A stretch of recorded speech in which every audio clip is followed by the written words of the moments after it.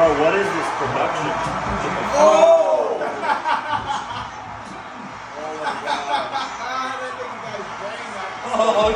What if there was a falsehood at the heart of the year's most contentious fight?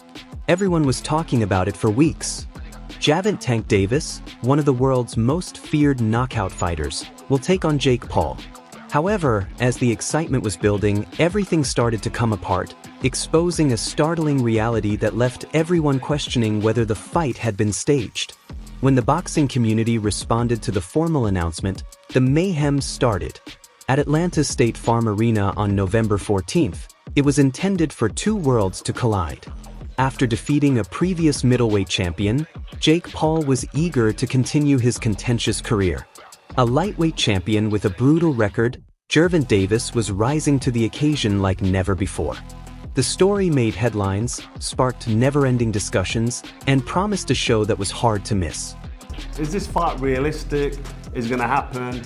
What do you know? What have you heard? And what do you think? I think Eddie Hearn has added fuel to the fire by giving it some credence, some quality, some credit by saying this is a front runner. I really and truly don't. I could be completely wrong, and I've said it before in a few interviews. I think Jake Paul's brilliant because if he has hustled Eddie into believing this fight's really going to happen, he's played a blinder. I don't think. Sorry. So, I thought we were all unanimous here. You think that Jake Paul beats Gervonta Davis? 70 pounds is 70 pounds. Gervonta Davis is very small. 5'5". He's tiny, bro. That's what I'm saying. Jake Paul He's a little 6'1". man. If Jake Paul's tucking up, move on, and absorbing punishment for walking forward, then look, there's a way. This fight was never fair, let's face it. The statistical jumble defied any boxing logic. Jake Paul is 6 feet 1 inch and weighs around 200 pounds, making him a cruiserweight fighter. Gervonta Davis, a lightweight champion, is barely 5 feet 5 inches and weighs 135 pounds. There is a significant disparity here, not simply a size difference. There are 7 weight categories in one fight, as boxing great Froch pointed out. I mean, I don't really take Jake Paul that serious. He can't really box. He can have a little fight, he can have a swing. Swings away, stands up straight, and he throws punches, but it's not professional boxing. Because when I watch him box, it's just so much wrong. It's just everything's wrong. It's so bad. He's got leaky defence. He telegraphs his punches. Like, you put him in with someone his own size. It was a professional. It's a mismatch, and you'll see that if he ends up fighting somebody. No commission would ever authorize such a fight in the actual world of professional boxing. There was a reason it was called an exhibition. It was not a true contest because it was too risky and unfair. It was Goliath versus David. In this instance, however, Goliath had spent years preparing to knock people unconscious. A legendary boxer was not going to remain silent in the face of this derision of the sport. Carl the Cobra Froch comes on stage. A former Froch, the unified super middleweight champion, is renowned for his ruthless candor and reverence for traditional boxing methods. He voiced his opinions when word leaked out about Paul versus Davis. He called the battle a joke right away, calling boxing a complete farce. This was not a game, in Froch's opinion. It was a circus performance that put entertainment over the validity and safety of the fighters. He saw it as Jake Paul making fun of the sweet science, a show that belittled the years of arduous effort and commitment that actual fighters made to advance in their professions. Just here at Los Naranjos in Viva, España, and I found out that Gervonta Davis is now fighting Jake Paul. So Jake Paul was supposed to be fighting AJ. Eddie Hearn announced 99% done, which we've just spoke about. What next for AJ? Potentially Jake Paul. But it now looks like that Jake Paul is fighting one of Anthony Joshua's legs. He's fighting Gervonta Davis, somebody who's a quarter of his size. I don't even know what's going on. Has Eddie Hearn been played? Let me know what you think, but the AJ fight with Jake Paul's finished.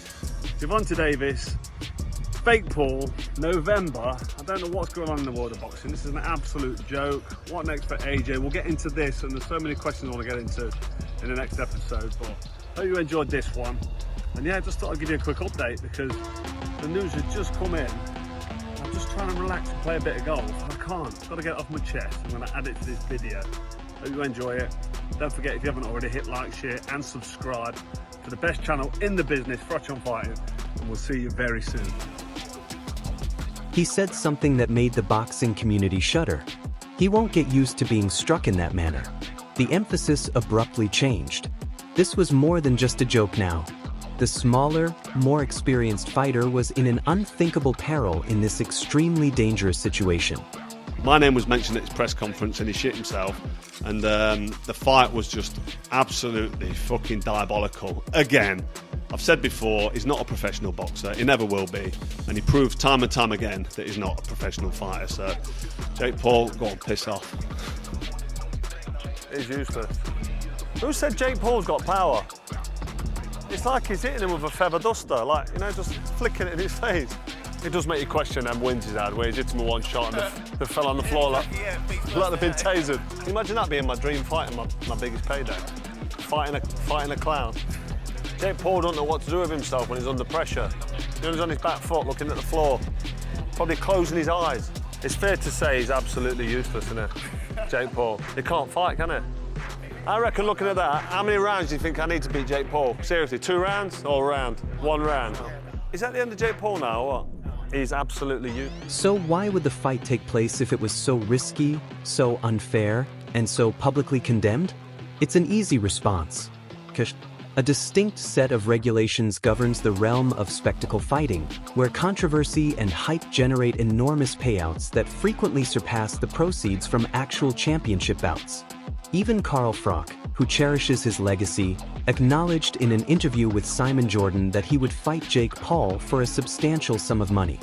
It's exciting to watch, and he can punch, he gets the job done, and he's young, he's got a massive career ahead of him. Now he's had a tough, come from, I don't want to speak for him, but he come from, I read all his bio, I know where he comes from in Baltimore, I know about the streets, and where most of his friends have either died or are in prison.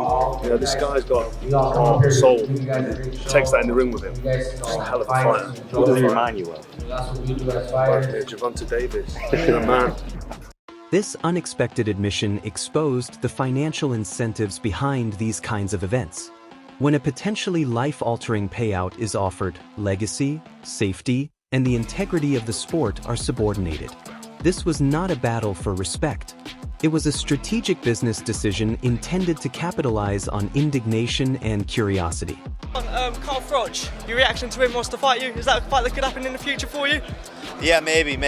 He seems pretty desperate for money, like basically begging for the fight. I want him to fight Anderson Silva to see if he can get through Anderson Silva. And if he could do that, then I'll fight him for sure. This fight was never fair, let's face it.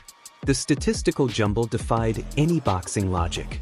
Jake Paul is 6 feet 1 inch and weighs around 200 pounds, making him a cruiserweight fighter. Gervonta Davis, a lightweight champion, is barely 5 feet 5 inches and weighs 135 pounds. There is a significant disparity here, not simply a size difference. There are 7 weight categories in one fight, as boxing great Carl Froch pointed out. Gervonta Davis' strengths are people underestimate his boxing ability. His IQ is absolutely fantastic. Look at how he places his shots, look at the finishing punches that he finds. People miss that, they just go, he's so powerful, he's a knockout puncher. They don't see the cute things that he does. Watch the things that he does inside.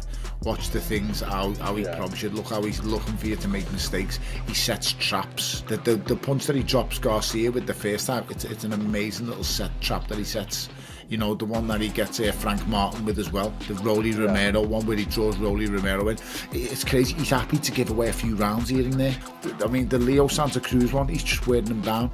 He hands it up. It's a completely different style. The way he beats Leo Santa Cruz and the way he beats Rolly Romero are 2 completely different styles. The way he fights Ryan Garcia was a completely different style again.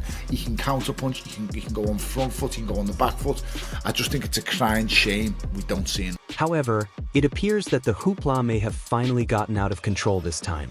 Everything started to go wrong a few weeks after the fight was declared. Jake Paul's own business, MVP Promotions, reportedly withdrew its application for a permit in Georgia. The fight's location was essentially cancelled. This wasn't a small problem. It was a serious crisis. In a public statement, Rick Thompson, the head of the Georgia Athletic and Entertainment Commission, said that MVP had advocated anything improper. The fraud was revealed. The bout was still listed on the arena's calendar, and tickets were still available for purchase online. However, the event was dead behind the scenes. This unexpected fans and critics questioned whether the battle was really going to happen or if it was just a massive publicity gimmick to keep Jake Paul in the news after the fall. Given that the match is now in ruins, it begs the issue of what the future holds for boxing. A spectacle that was marketed as a huge event and based on a risky mismatch collapsed at the first sign of doubt. It exposed a world where the distinction between entertainment and sports has been blurred and where excitement is valued more highly than honesty. Could this be the future of boxing? A string of fictitious disputes and circus performances that end before they can take place? Or is this an essential red flag? A moment that raises the question of how far we're prepared to allow the sport to stray from its origins in order to make a fast profit. The deafening quiet from the Paul and Davis camps implies that, for the time being, anyone who thought this was ever about boxing is being made fun of. That concludes today's video. Please remember to hit the bell button, subscribe, and give a like if you liked it so you don't miss any of our next videos. Additionally, remember to leave a comment with your ideas. Keep checking back and we'll see you at the next.